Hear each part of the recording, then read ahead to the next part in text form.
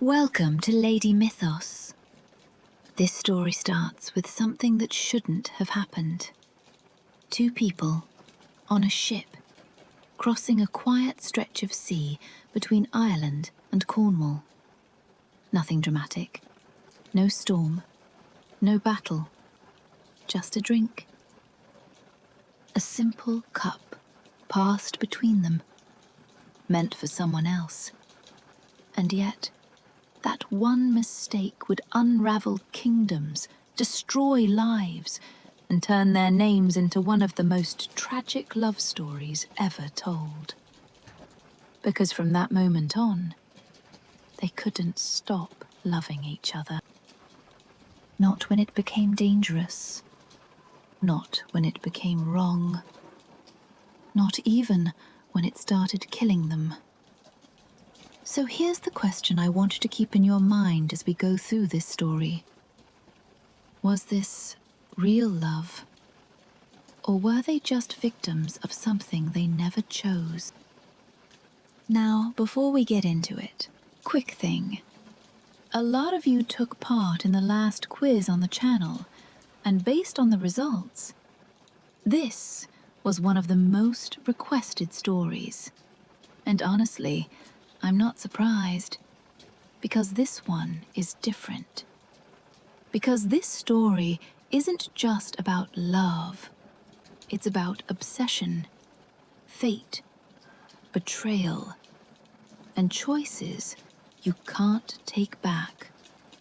So if you enjoy deep mythological stories like this, the kind that stay with you long after they end, make sure to like the video and subscribe.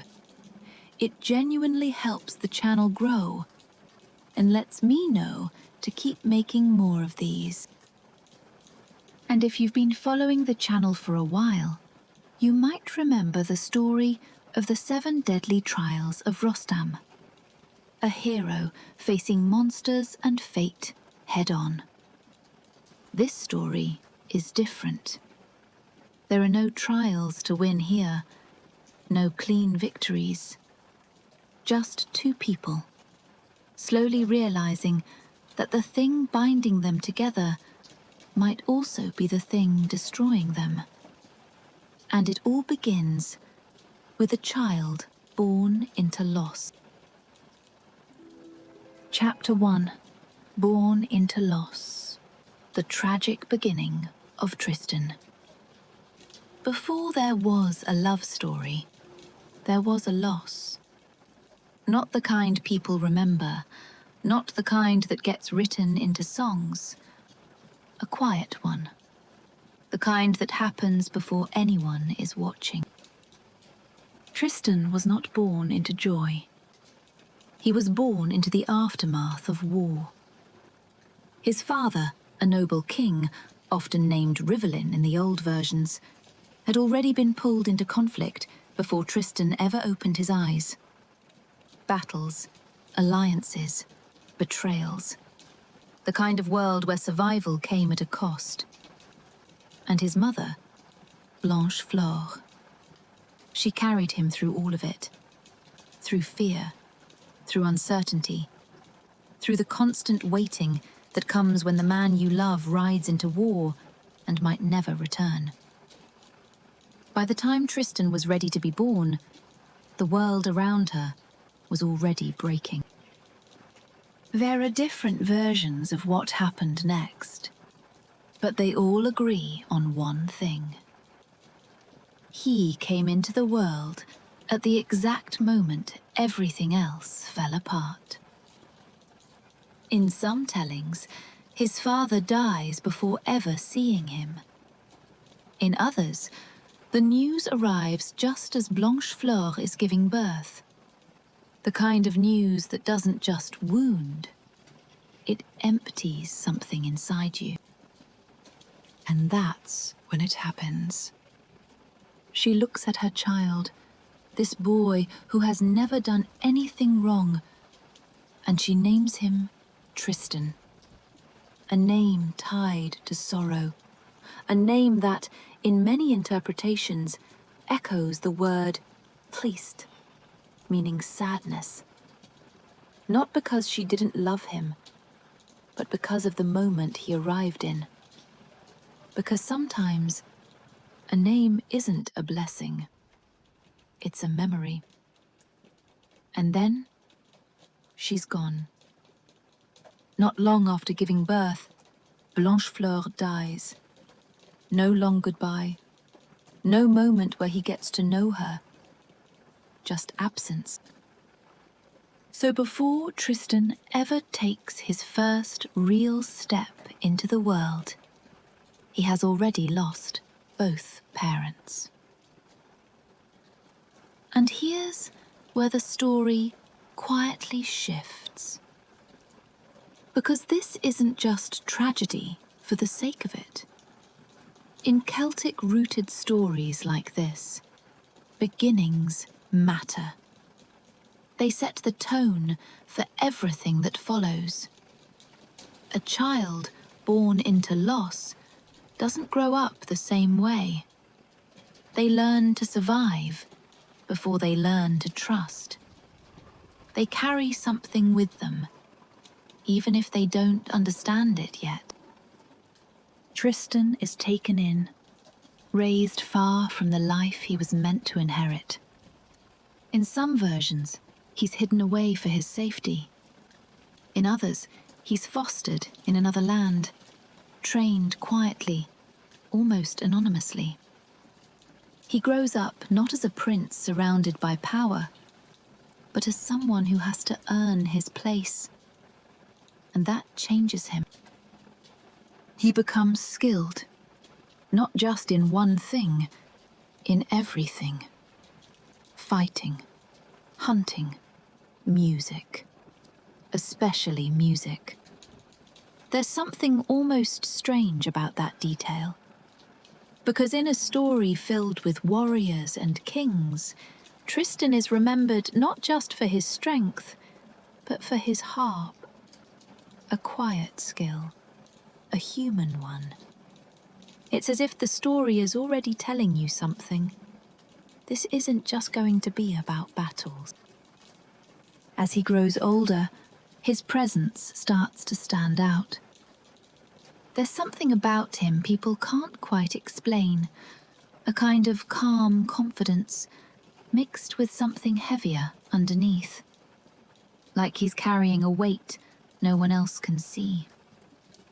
And eventually, that draws attention. He makes his way to Cornwall, to the court of a king he doesn't fully know yet, King Mark, his uncle. And this is where fate begins to tighten its grip. Because Tristan isn't just arriving at a court, he's stepping into the place where everything in his life will start to connect. The kingdom he was always meant to be part of. The king he will one day betray. And the path that will lead him to Isolde. But none of that is clear yet. Right now, he's just a young man, walking into a world that has no idea what he's bringing with him. Not power, not ambition. Something far more dangerous. A life already shaped by loss. And if there's one thing these old Celtic-rooted stories understand better than most, it's this. When someone begins their life in sorrow, it rarely ends simply. Because the next thing Tristan walks into isn't something he can fight his way out of. And this time, winning won't save him. Chapter 2. The poisoned battle that changed everything. By the time Tristan reaches the court of King Mark, he's already different. Not louder, not more aggressive, just sharper.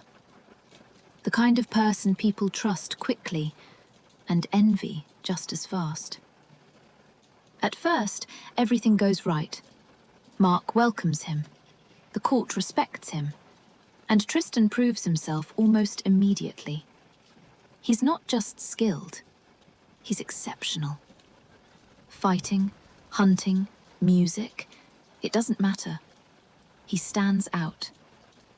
And that's exactly where the problem begins. Because in stories like this, when someone rises too quickly, something always comes to test them. And in this case, it comes from across the sea. Ireland. Cornwall isn't at peace. For years they've been forced to pay tribute to Ireland, a kind of submission payment. Wealth, goods, sometimes worse. And the one who enforces it? A man named Morholt.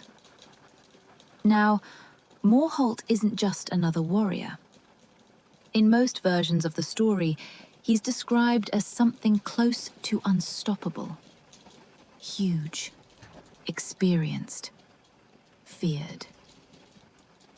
And here's the detail a lot of people miss. In some traditions, Morholt isn't just any Irish knight. He's actually related to Isolde. Which means, without knowing it yet, Tristan's first major act is already tied to her. Morholt arrives in Cornwall to collect the tribute. And this time, it's worse. He demands young men and women, taken as payment.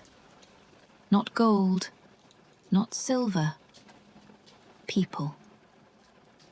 The court goes quiet. No one wants to fight him, because everyone knows what happens to those who try. They don't come back. This is one of those moments where you see who Tristan really is. He steps forward. Not dramatically, not for attention, just clearly. He volunteers to fight Morholt. Now think about this from a storytelling perspective. This is a man who has just found his place, has just been accepted, could easily stay safe. And instead, he walks straight into a fight that has killed everyone before him. The duel is set, not in a crowded arena, but on a small island, isolated, surrounded by water. No escape, no interference, just the two of them. And this fight, it's brutal. No tricks, no magic saving him. Just strength, skill, and endurance. Morholt is exactly what people feared. He hits harder, he lasts longer. And at some point during the fight, he lands a blow that changes everything. His weapon is poisoned. That's important, because even when Tristan fights back, even when he starts gaining ground, the damage is already done. Still, Tristan doesn't stop. He keeps going.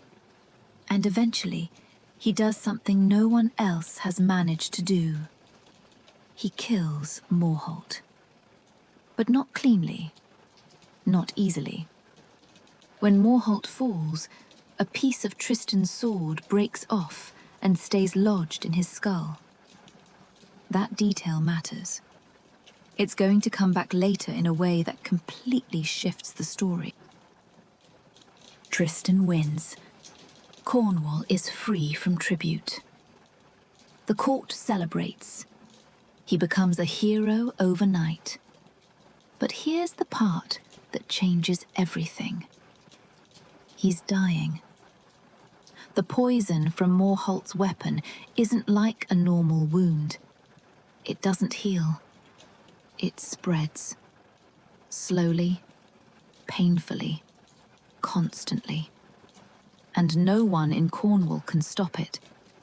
Not the best healers, not the most experienced physicians. Nothing works. This is where the story shifts again. Because instead of dying in a palace, surrounded by people, Tristan chooses something else. He leaves. In many versions, he's placed on a small boat. No crew, no direction, just his harp. And this is one of the most visual, almost haunting moments in the entire legend. A wounded warrior drifting alone across the sea, playing music while poison moves through his body. Not knowing where he's going, just letting the sea decide. And eventually, it does. The current carries him somewhere unexpected. Not to safety in Cornwall, not to allies, but to the one place he should never have gone. Ireland, the land of the man he just killed. Now here's where it gets interesting, and where most people don't realize how tight the story really is. The only person capable of healing Tristan is someone in Ireland. More specifically, a woman known for her knowledge of healing, herbs, and poison. Someone who understands exactly the kind of wound he's suffering from. And that woman is Isolde. But Tristan can't arrive as himself, because if they recognize him, he's dead. Immediately. So he does something clever. Something that shows you this story isn't just about strength. He changes his name. He calls himself Tantris.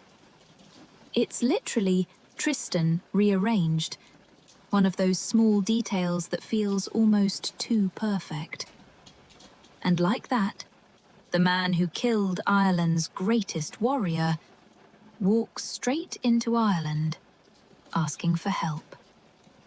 Not as a hero, not as an enemy, but as a stranger on the edge of death. And the next person he meets is the one person who has every reason to let him die, but doesn't. Chapter 3. The princess who saved the man she should have killed. When Tristan arrives in Ireland, he's not a warrior anymore. He's barely standing. The poison from Morholt's wound hasn't slowed down. It's gotten worse. His body is weakening. The infection is spreading. And at this point, it's clear. If nothing changes, he's not surviving this. And this is where the story takes one of its most important turns. Because the place he ends up in is the royal court of Ireland. The enemy's court. Now here's something people often overlook. Ireland in this story isn't just another kingdom. It's portrayed as a place of knowledge, especially when it comes to healing, herbs, and poison. This is important because it explains why Tristan ends up here in the first place. If there's anywhere in the world where someone might understand what's killing him, it's here. And that's where he meets her, Isolde. Not as a queen yet, not as a lover, but as something else entirely. A healer. In many versions of the legend, Isolde isn't just a princess sitting in a castle. She's been trained in medicine, in herbs, in understanding wounds that others can't treat. Some versions even say she learned directly from her mother, who is also skilled in healing and potion making. So when Tristan, or Tantris as he calls himself, is brought before her, she doesn't see a hero. She sees a problem she needs to solve, and she takes it seriously. This is where you slow the story down, because this part matters more than people think. She studies the wound. She notices things others missed. The depth of it, the nature of the poison, the way it's spreading instead of closing. And instead of giving up like everyone else did, she starts working, day after day, mixing herbs, testing treatments, watching his condition carefully. And slowly, against all expectations, Tristan starts to recover. Now think about the situation for a second. This is the man who killed Ireland's greatest warrior. He's lying in their court, and the person saving him is someone connected to that loss. Because here's the detail that changes everything. In many versions of the story, Morholt is Isolde's uncle, which means while she's treating this stranger, while she's saving his life, she's unknowingly helping the man responsible for her own family's grief. And this is where the tension really starts to build. Because the story doesn't rush this part. It lets the relationship form first. They talk. They spend time around each other. He plays music, especially the harp, which becomes one of the ways he earns trust and softens suspicion. That detail matters more than it seems. Tristan isn't just surviving here because of luck. He's surviving because he knows how to connect with people. And for a while, it works. Until one small detail breaks everything open. At some point, Isolde comes across something she shouldn't ignore. A weapon. More specifically, Tristan's sword. And here's where the story pulls everything together in a way that feels almost too precise to be coincidence. Back when Morholt died, a piece of the weapon that killed him was missing. A fragment. Something that had broken off during the fight and remained lodged in his skull. That fragment still exists. And when Isolde examines Tristan's sword, it matches. Perfectly. There's no room for doubt. No misunderstanding. No alternate explanation. The man she has been healing, the man she has been speaking to, the man she chose to save, is the one who killed her uncle. This is the moment where everything could end. And in some versions of the story, it almost does. There's a scene, and it's one of the most intense in the entire legend, where Isolde confronts Tristan while he's vulnerable. In certain tellings, he's unarmed. In others, he's bathing. Either way, he's not ready to fight.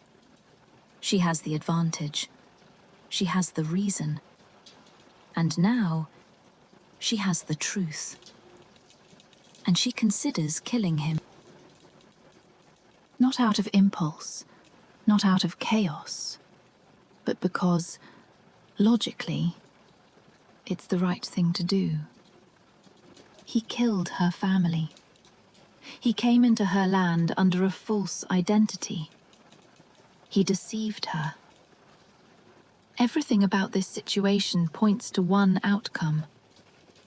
And yet, she hesitates. This is where the story becomes something more than just a sequence of events. Because the question isn't what happens next. It's why doesn't she do it? Some versions suggest it's because of honor. She has already saved him, and killing him now would go against that. Some suggest it's because of his words. Tristan explains himself, reminds her of the nature of the duel, that Morholt came as a threat, not a victim. And some versions leave it more ambiguous, like something has already started forming between them, even if neither of them fully understands it yet. Whatever the reason, she lets him live. And that decision changes everything. Because from this point on, their connection is no longer neutral. It's complicated. It's layered. And it's already carrying something dangerous inside it. Eventually, Tristan recovers fully. And instead of being exposed, punished, or killed, he's allowed to leave. Just like that. The man who should have died in Ireland walks away alive. And here's the part that really matters. They don't end as enemies. There's something unresolved between them, something unfinished. Because the next time Tristan comes back to Ireland, it won't be as a dying stranger. It will be for something far more dangerous. Start of something neither of them is going to be able to control. Chapter 4. The Dragon, the Golden Hair, and a Dangerous Promise. When Tristan leaves Ireland the first time, he's alive. That alone feels like a miracle. He returns to Cornwall stronger, respected, and even more trusted by King Mark. At this point, Tristan isn't just a skilled warrior anymore. He's becoming indispensable. And that's exactly what starts causing problems again. Because not everyone at court is happy about it. Mark's advisors, the barons, begin to notice something. Tristan is too close to the king, too respected, too influential. And in medieval courts, that kind of rise always creates tension. So they start pushing Mark in a different direction. They tell him, you need a queen. Not for love, for stability, for legacy, for control.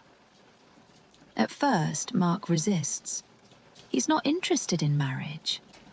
But eventually, under pressure, he gives in. Just not in the way anyone expects. One day, something strange happens. A bird flies into the court, carrying a single strand of golden hair. Now, this might sound like a small detail, but in these stories, it's never random. Mark takes the hair, looks at it, and makes a decision that changes everything. He will marry the woman this hair belongs to. No name, no kingdom, just a single clue. And Tristan? He recognizes it immediately. It belongs to Isolde. Now pause for a second and think about the situation. Tristan has already been to Ireland. He has already met Isolde. She saved his life. She knows who he really is and still let him go. And now, he's being asked to go back. Not to reconnect, not to explain, but to bring her back as a bride for another man. This is where the story starts tightening, because Tristan doesn't refuse. He accepts the mission.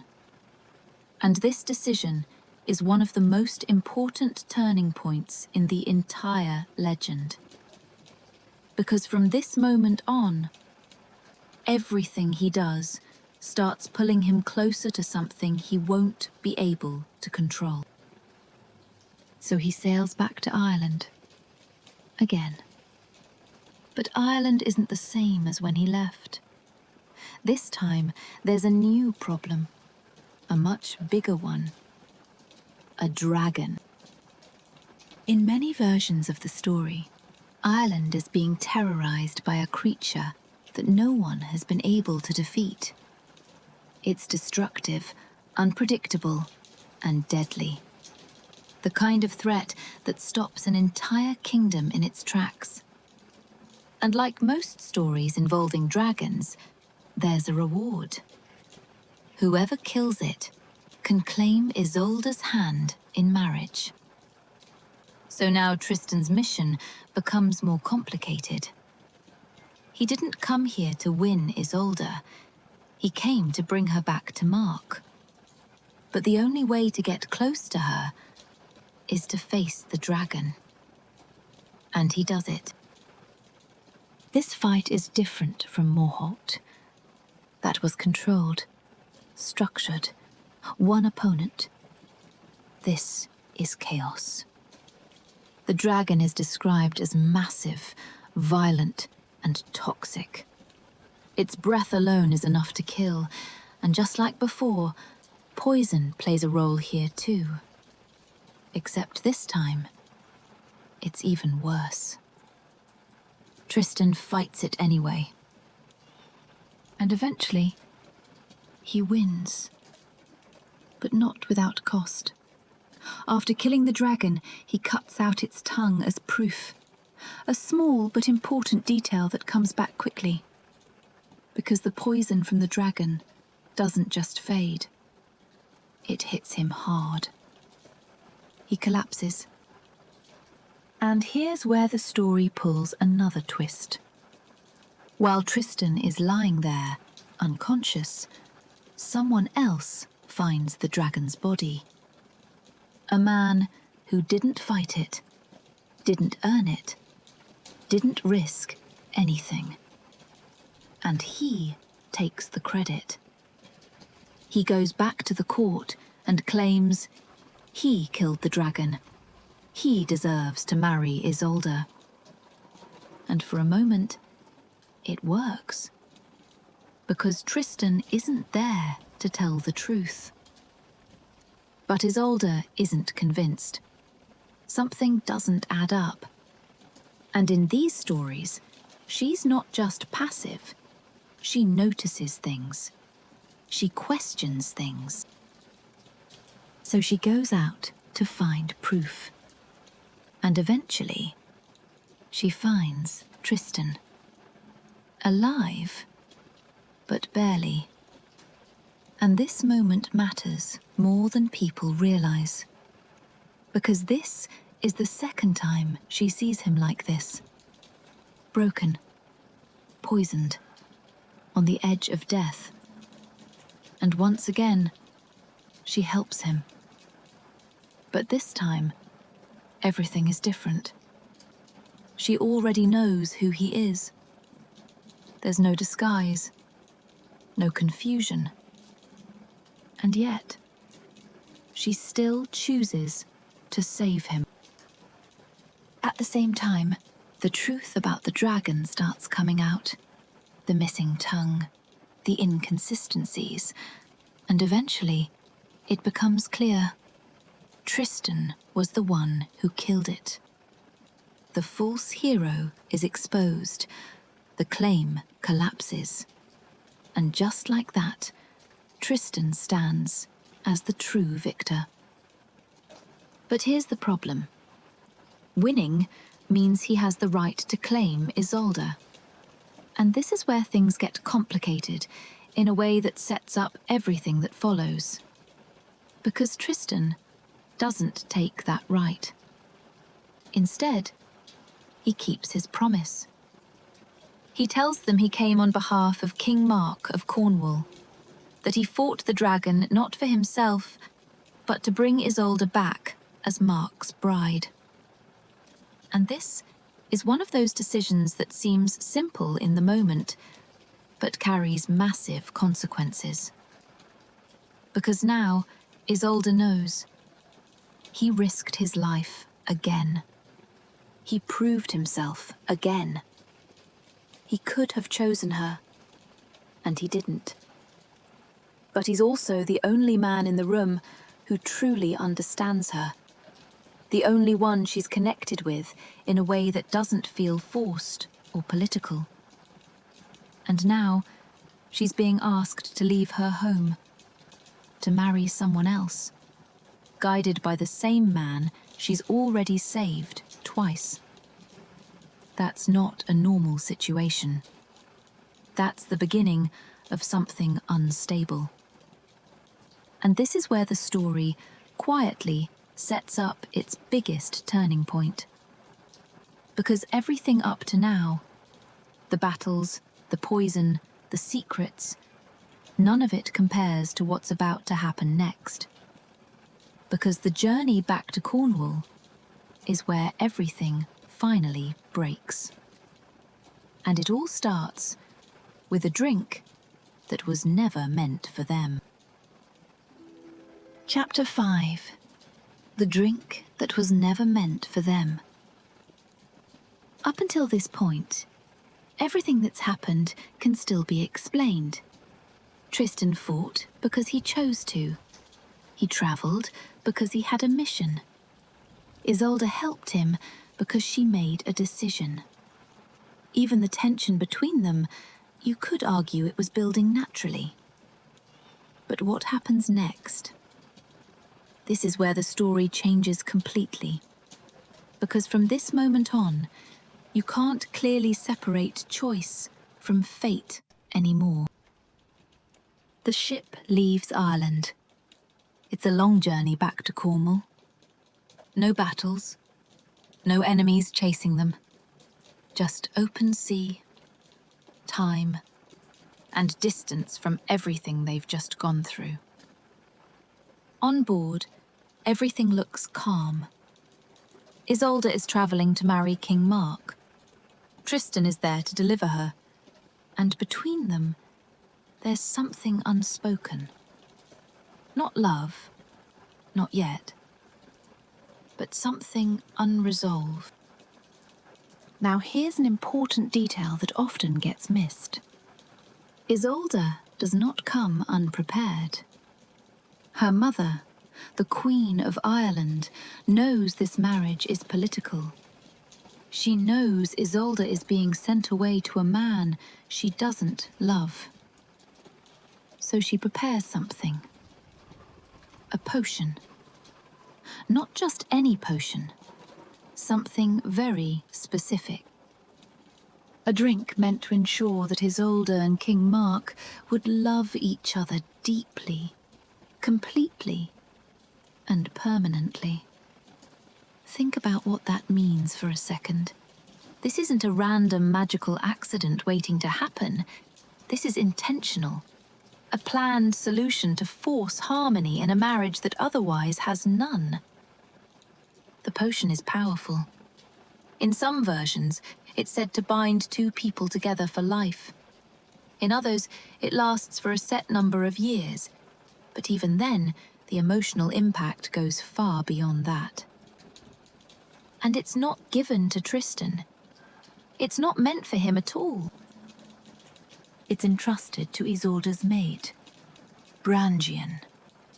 Brangian's role here matters more than people think. She's loyal, careful, one of the few people who understands the situation fully.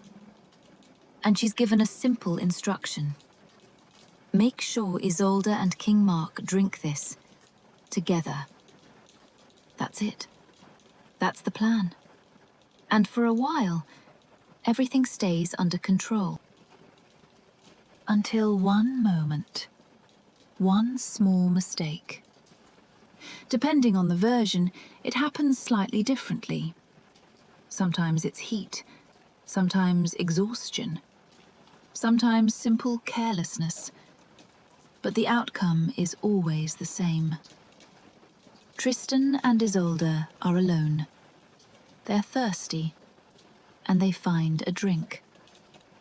No ceremony, no warning, no reason to question it.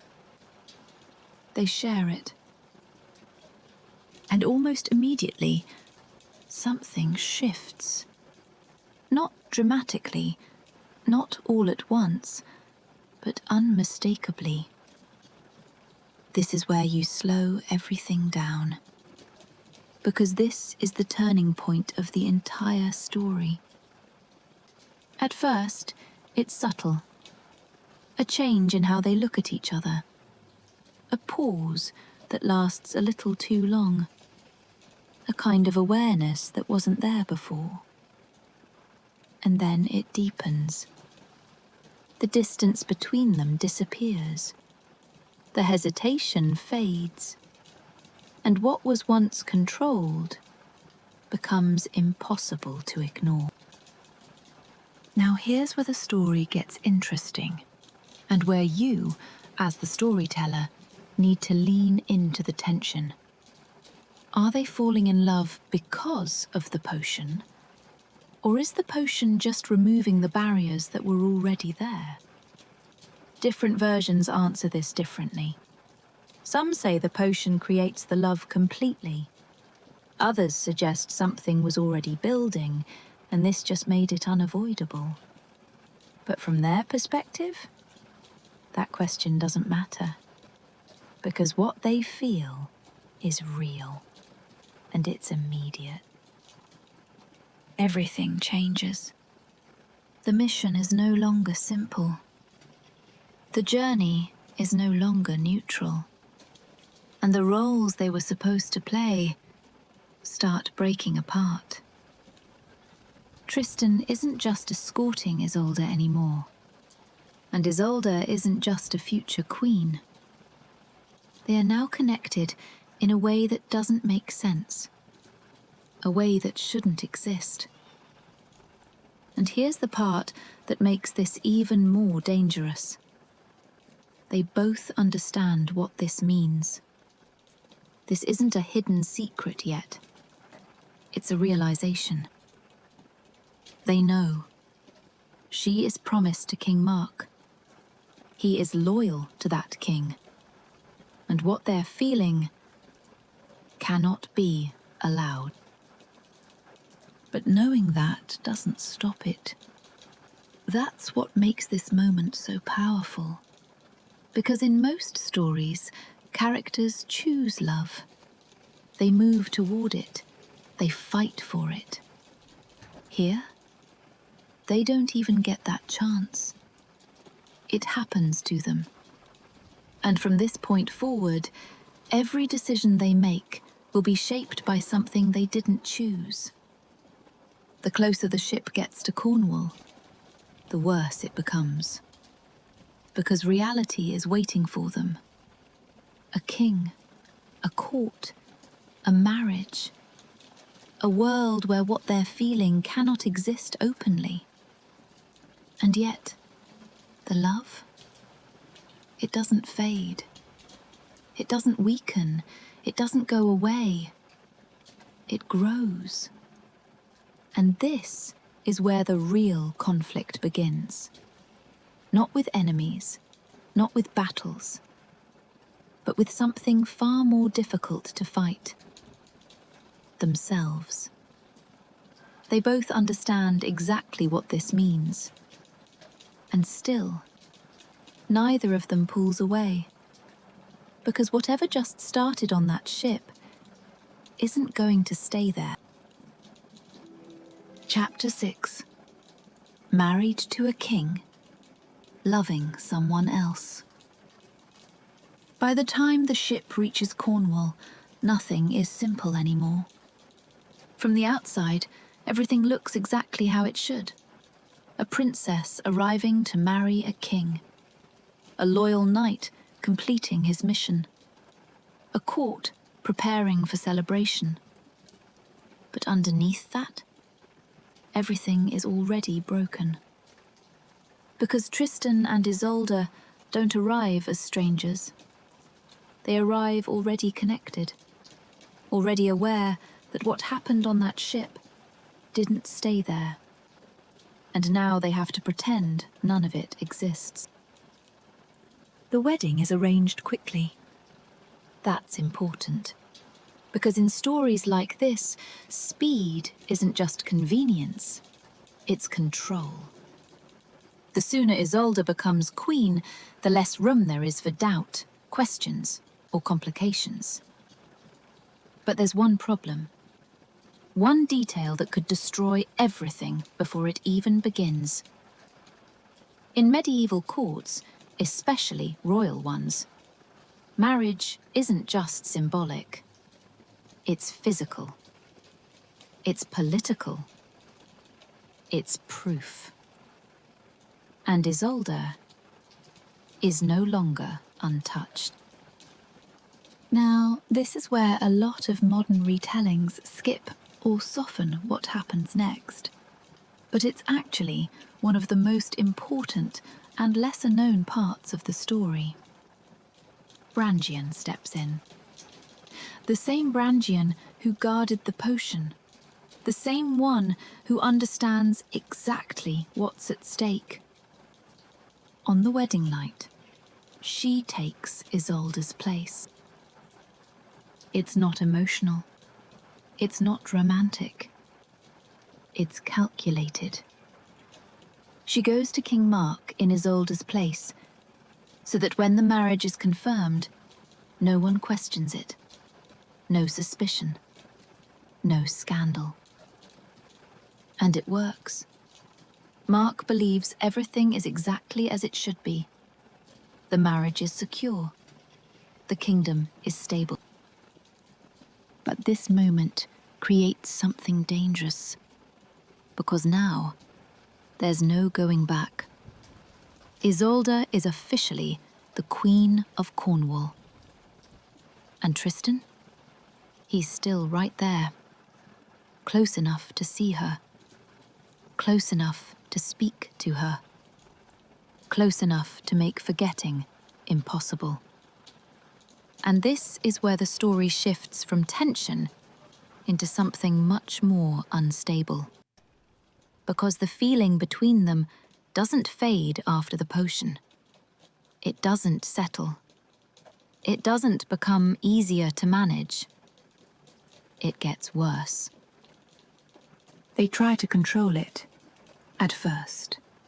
They keep their distance. They act properly. They follow their roles. But here's the truth the story keeps coming back to. The more they try to suppress it, the stronger it becomes. And eventually, they stop trying. The affair begins quietly. Not reckless. Not obvious. Careful. Secret meetings. Short conversations that last longer than they should. Moments when no one else is watching. And this is where Tristan's other skill becomes important again. Not fighting, not strength. Deception. He knows how to move unnoticed. He knows how to avoid suspicion. And Isolde? She's just as sharp. This isn't a careless relationship. It's controlled, strategic. At least, in the beginning. Because the court starts to notice. Not everything, but enough. The barons, the same ones who pushed for Mark's marriage, are watching closely. They already didn't trust Tristan. Now they have a reason. They start whispering. Small comments, observations. Nothing direct, but enough to plant doubt. And here's where the tension really builds. King Mark doesn't see it at first. Or maybe he doesn't want to. Because Tristan is more than just a knight to him. He's family. Trusted. Loyal. So the idea that something could be happening between Tristan and Isolde, it doesn't fit. But doubt has a way of growing, especially when it's fed slowly. And the more time Tristan and Isolde spend in secret, the harder it becomes to hide. Because this isn't just attraction anymore. It's dependency. They start needing those moments, those meetings, those brief escapes from reality. And that's where things begin to slip.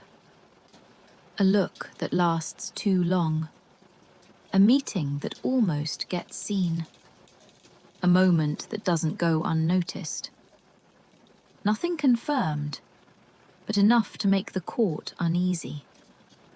And once suspicion starts, it doesn't stop.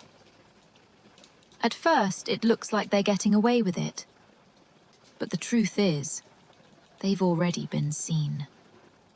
Just not by the person who matters most. Because now, the story is no longer about hidden feelings. It's about being discovered. Chapter 7. Secrets, Spies, and the King Who Was Watching. At this point in the story, nothing is proven. There's no confession, no evidence, no moment where everything is exposed. But something has changed, because now, King Mark is starting to doubt. And that matters more than anything else. Up until now, Tristan and Isolde have been careful. Careful with where they meet. Careful with how they speak. Careful with how long they stay. But suspicion doesn't need proof to grow. It just needs time. And people willing to feed it. And the barons? They don't stop. They keep pushing. Not directly accusing, that would be too risky. Instead, they suggest. They hint. They repeat small observations until they start sounding like truth. Have you noticed how often they disappear? Have you seen how she looks at him? For someone so loyal, he's always near the Queen.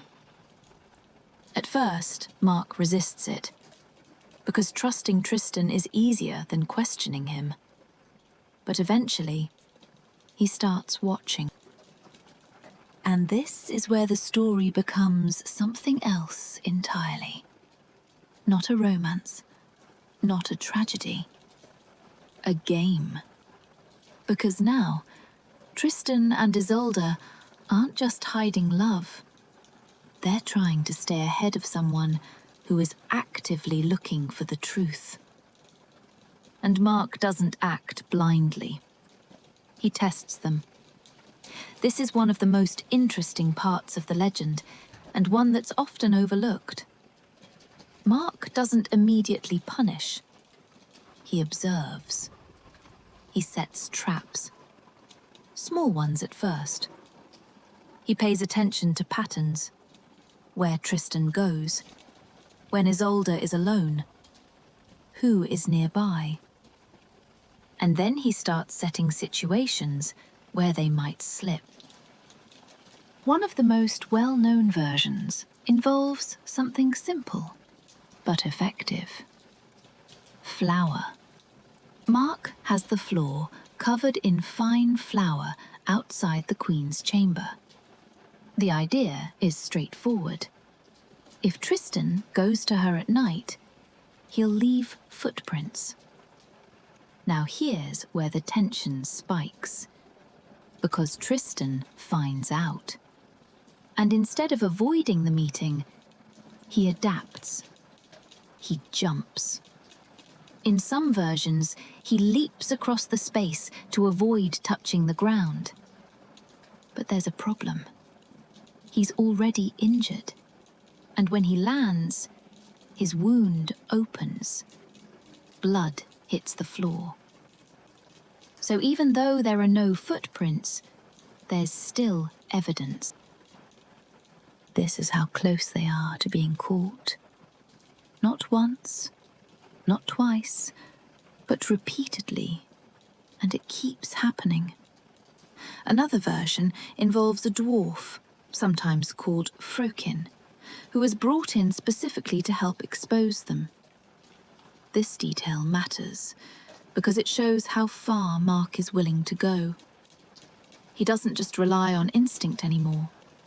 He brings in someone whose entire purpose is to uncover the truth. More traps, more setups, more chances for Tristan and Isolde to fail. And each time, they barely get away with it. There's even a moment involving a tree, one of the most visual scenes in the entire legend. Tristan meets Isolde in a garden.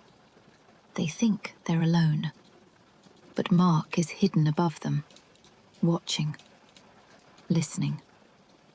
And this is where Isolde proves something important. She's not just part of the secret. She's controlling it. Because she realizes what's happening, and instead of panicking, she speaks carefully. Everything she says has two meanings. One that Tristan understands, and one that Mark hears. To Tristan, she communicates the truth. To Mark, she sounds completely innocent. It works. Mark hears nothing he can act on. No clear proof, no confession. And once again, they escape. But this is the problem. Every escape makes things worse. Because Mark isn't convinced anymore. He's frustrated. He knows something is wrong. He just can't prove it. And when someone in power reaches that point, they stop waiting. They act. And Tristan and Isolde? They're running out of space. Running out of chances. Running out of time. This is where the tone shifts again. Because now it's no longer about suspicion. It's about timing. Because eventually, they're going to be in the wrong place at the wrong moment. And this time, there won't be a way out. Chapter 8. The night they lost everything. At some point, luck runs out. For a long time, Tristan and Isolde managed to stay just out of reach. Close calls, narrow escapes, clever words. But eventually, something shifts. This time, it's different. Because this isn't suspicion anymore. This is exposure. The exact version changes depending on the telling, but the outcome is always the same. King Mark finally has enough. Not perfect proof, not a clear confession, but enough to act. And when a king decides to act, things move fast. Tristan is seized. No warning, no chance to explain. One moment he's part of the court, the next he's being dragged away. And this is where the story stops being subtle. Because the punishment isn't exile. It isn't imprisonment. It's execution. In some versions, Tristan is sentenced to be burned alive, publicly, as an example. Think about that shift, from trusted knight to condemned traitor. And Isolde, she's not spared. Her fate is different, but just as brutal. Instead of execution, she's handed over to a group of lepers. Now this part is uncomfortable, and a lot of modern retellings avoid it, but it matters because of what it represents. In medieval storytelling, lepers were seen as completely outside society, feared, isolated, untouchable. So giving Isolde to them isn't just punishment, it's humiliation. It's removal from the world she belongs to. It's a way of saying, you don't come back from this. And just like that, Everything they had, status, safety, identity, is gone. This is the moment where they truly lose everything. But the story doesn't end here, because Tristan isn't finished. Even now, even condemned, even with no way out, he's still thinking. And this next part is one of the most intense sequences in the entire legend. He asks for something simple, to pray. That's it. Before his execution, he asks to be taken into a chapel, and Mark allows it. Because at this point, why not? Tristan is finished. There's no escape. But this is where Tristan proves, again, that he's not just a fighter. He's unpredictable. Inside the chapel, there's a window. High, narrow. Not something anyone would normally consider a way out. But Tristan does. And what happens next feels almost unreal. He jumps. Not down a staircase, not through a door, out of the window. In some versions, it's a cliffside chapel, which means the drop should kill him. But it doesn't. He survives. Barely. But enough. And just like that, the execution fails. Now everything speeds up. Because Tristan doesn't run away alone. He goes back. Back for Isolde. She's already been handed over, already taken, already on the edge of being lost completely. And Tristan intercepts them. This isn't subtle. This isn't planned. It's direct. He fights. He takes her back. And together, they escape. But this time, there's no going back to court. No pretending. No hiding in plain sight. Now, they're fugitives. Completely cut off.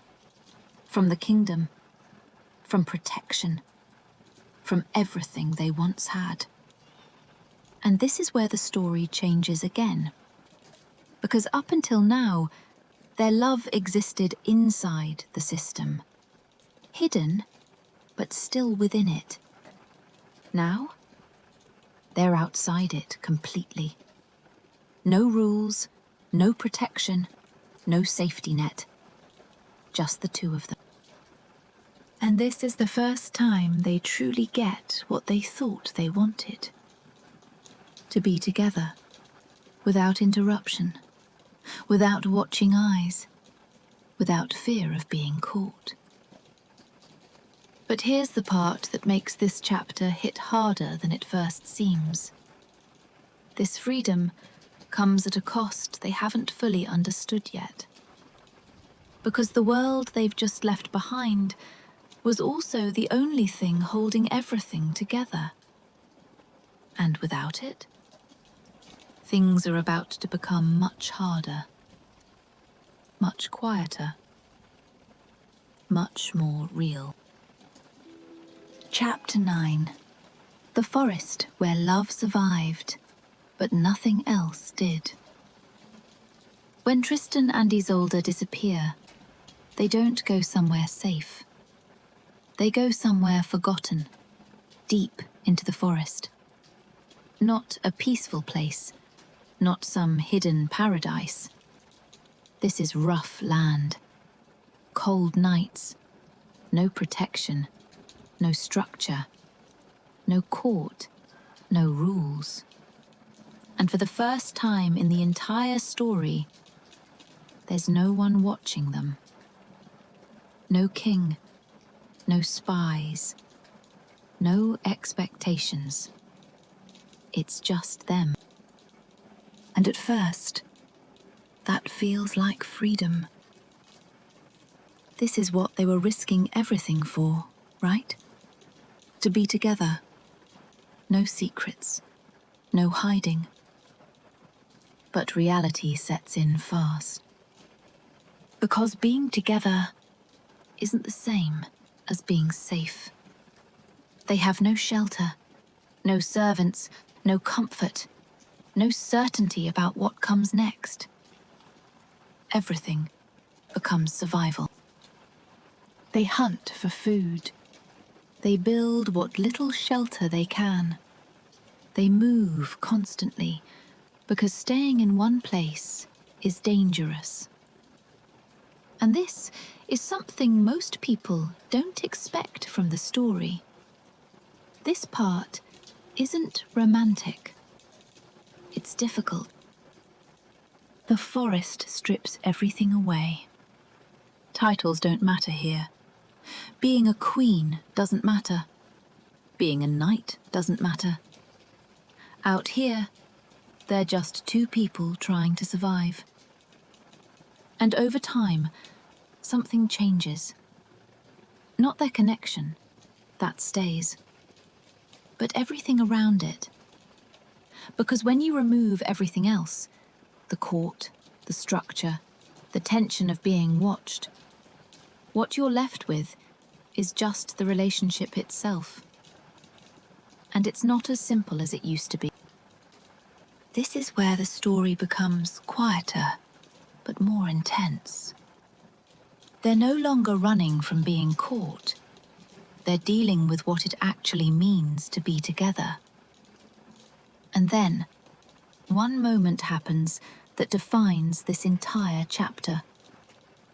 They fall asleep, exhausted, worn down. No guards, no protection. Just the two of them, lying close. But between them, there's a sword, placed there intentionally. Now this detail has been debated for centuries, and it matters more than it seems. Why is the sword there? Some interpretations say it represents restraint, that even here, even alone, they are holding back, trying to maintain some sense of control or honor. Others suggest something more practical, that it's meant as protection, that they're still aware of danger, even in sleep. And some versions leave it deliberately unclear. But the moment doesn't stay private, because they're found. King Mark tracks them down, and this is where everything could end. Because this time, there's no court, no politics, no need for proof. They're alone, defenseless. And Mark sees them, asleep, together. This is the moment where every version of the story slows down. Because what Mark does here defines who he is. He has every reason to act. They betrayed him. They humiliated him. They forced him into this position, and now they're right in front of him. But he doesn't strike. He looks at them, sees the sword between them, sees the way they're positioned, and something stops him. This is one of the most complex moments in the entire legend, because Mark isn't written as a simple villain here. He hesitates. Some versions suggest he believes the sword proves innocence. Others suggest he wants to believe it. And some interpretations go deeper, that he understands whatever is happening between them is bigger than betrayal. Instead of killing them, he leaves, but not quietly. He makes sure they know he was there. In some versions, he swaps Tristan's sword with his own. In others, he leaves behind a ring or moves objects around them. A message. I found you. I could have ended this, and I didn't. When Tristan and Isolde wake up, they realize what happened. And this changes everything again. Because now, it's not just about escaping Mark. It's about understanding him. And that complicates things in a way they didn't expect. Because Mark isn't just hunting them anymore. He's choosing not to end them. And that makes their situation even more unstable. Because now the question isn't just survival. It's what happens next. They can't stay in the forest forever. They can't return the way things were. And for the first time, they're forced to face something they've been avoiding. Being together might not be enough. They thought being together was the answer. But now, they're starting to see the question they never asked. What happens when love is the only thing left? Chapter 10. They let each other go, but fate didn't.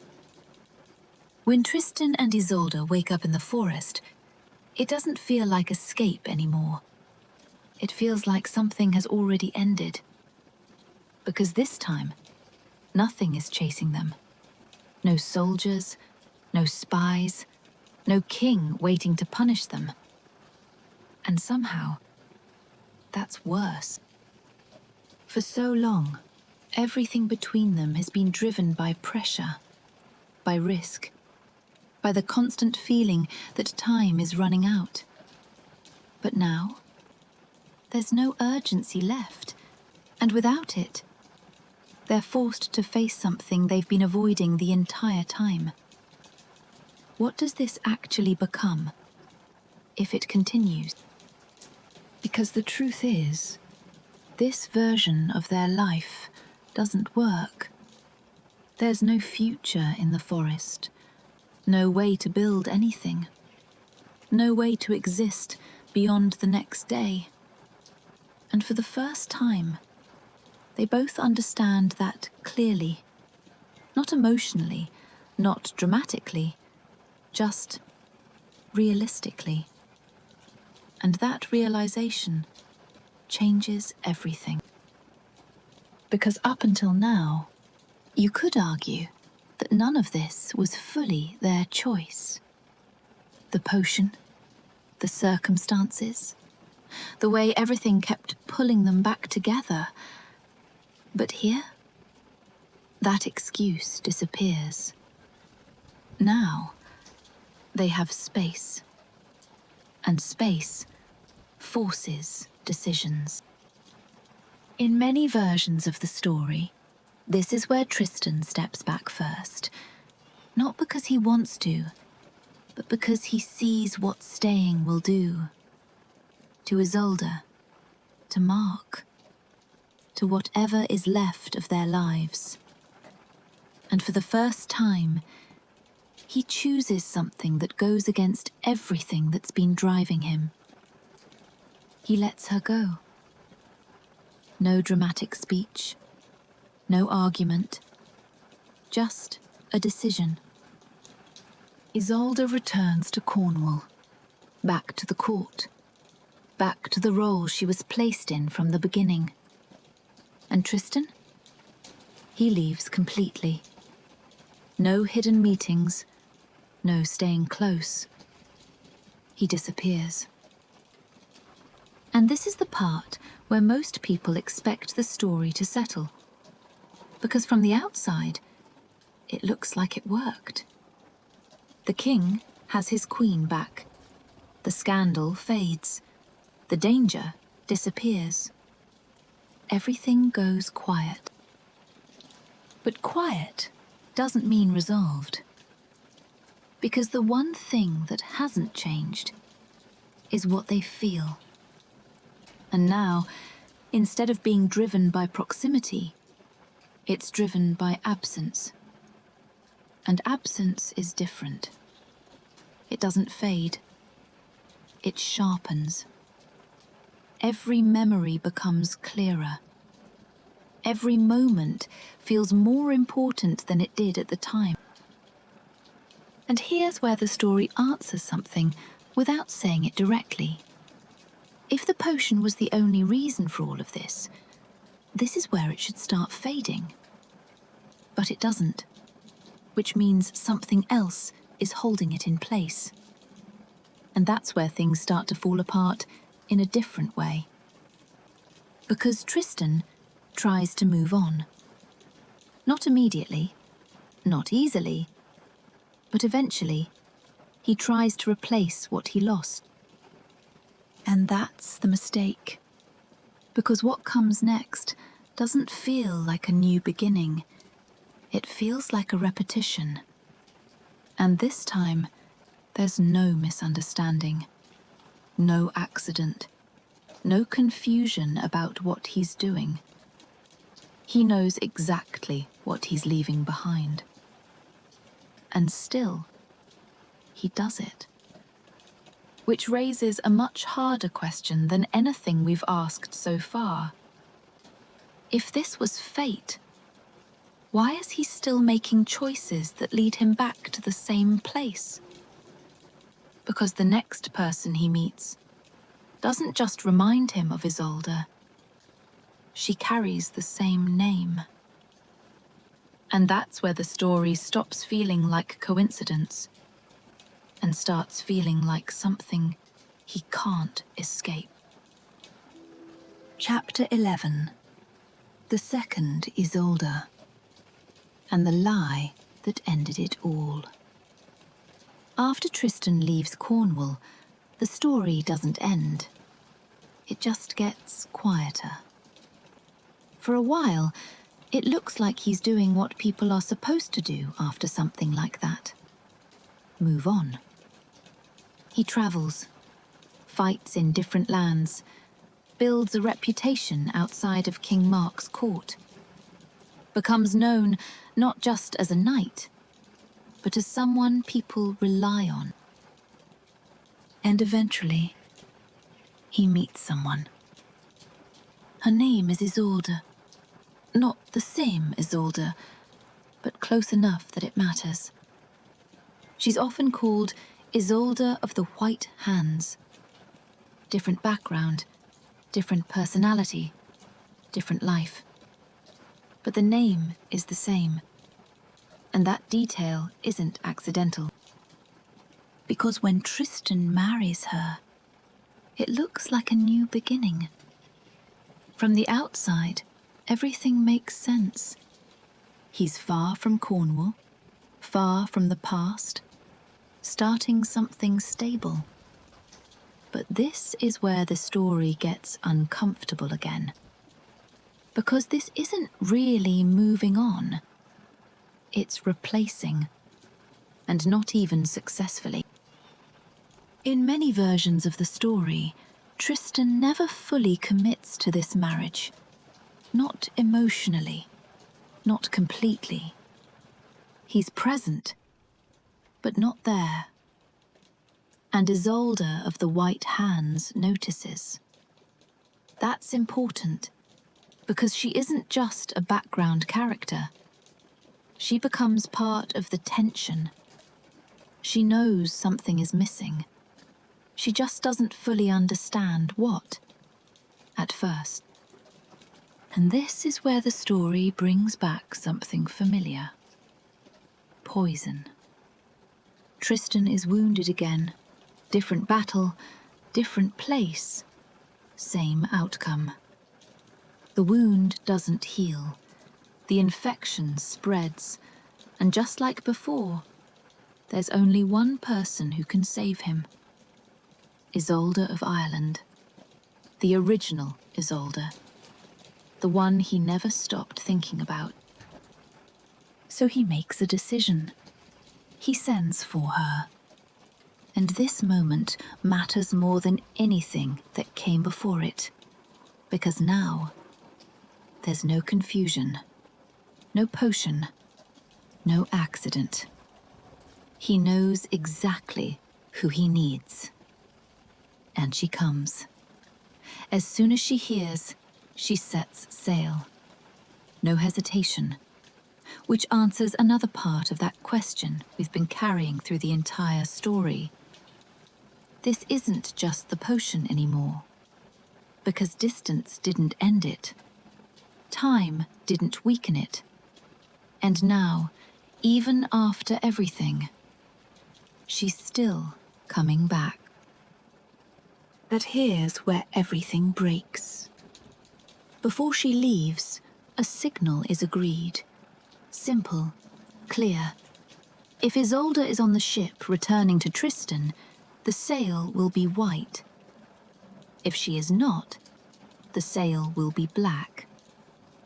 That's it. That's all Tristan has to wait for.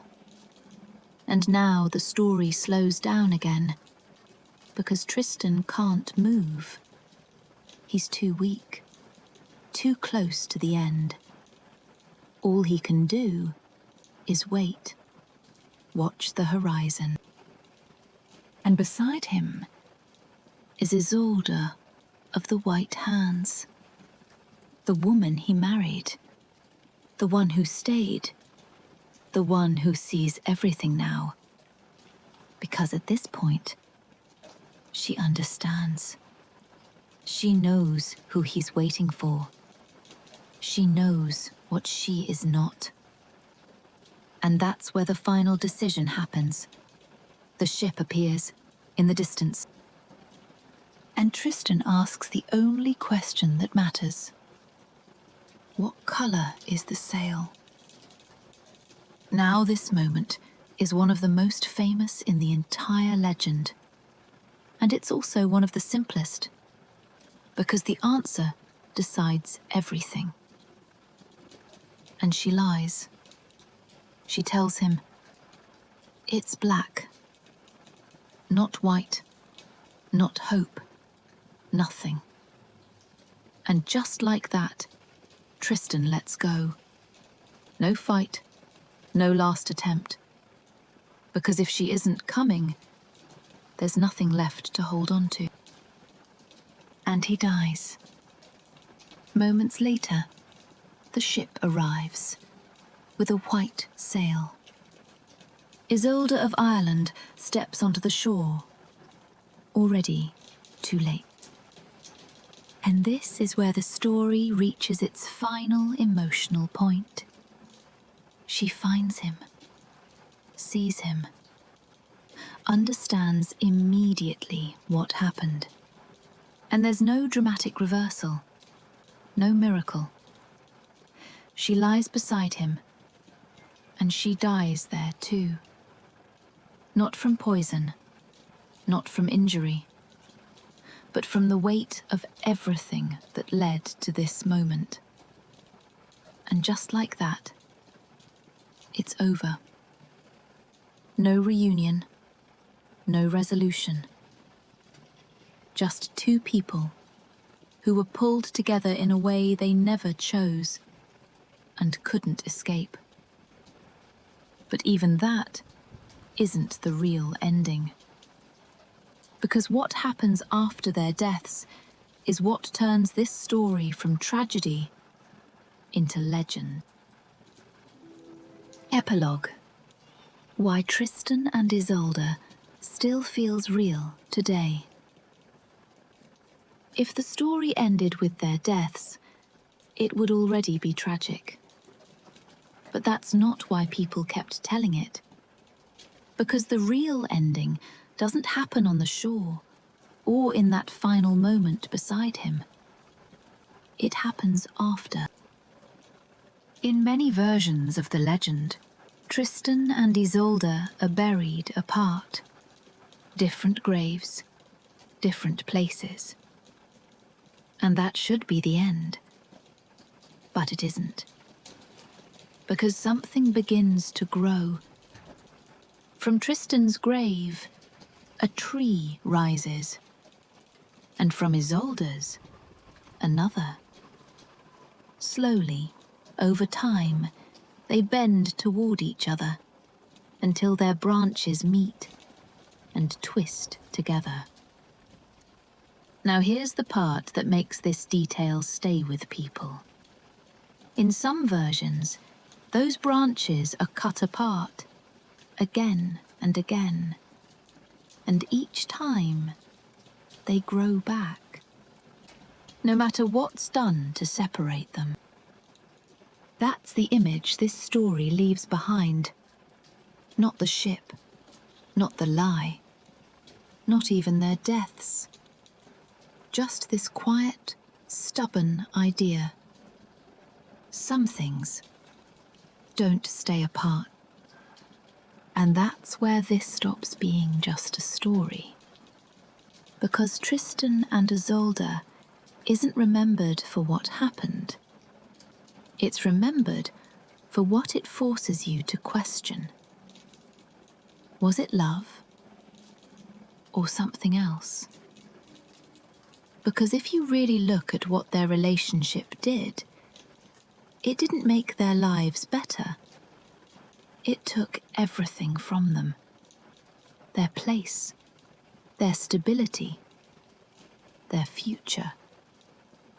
Even when they finally had what they wanted, it didn't fix anything. So what do you call that? Love? Or something closer to obsession?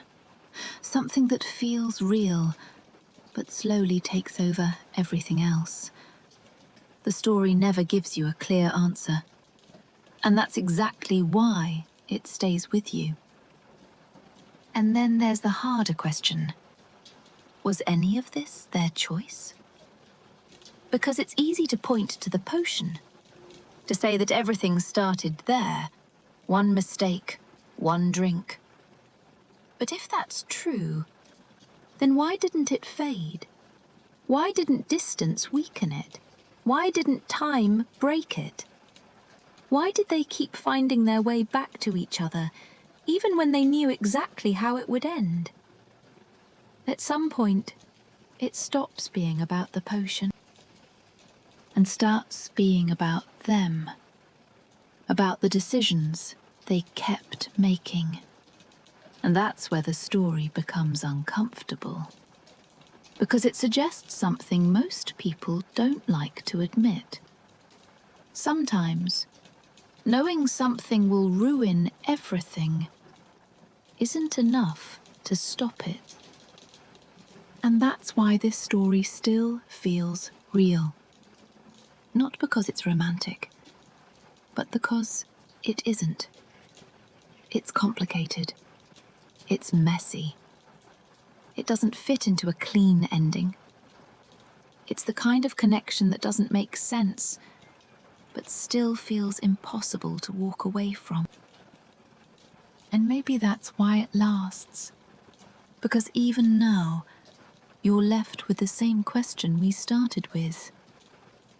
Was it fate? Or was it choice? Or something in between that doesn't care what it destroys along the way? Thank you for listening. If you made it this far, you already know this isn't just a story you listen to and forget. It's the kind that stays with you. So I want to hear your take. Was this real love? Or something they were never meant to escape? And if you want more stories like this, deeper myths, real human conflicts, the kind that don't give easy answers, make sure you're subscribed. Because the next story might not be any easier to explain. Until then, stay close to the myth. Yours, Lady Mythos.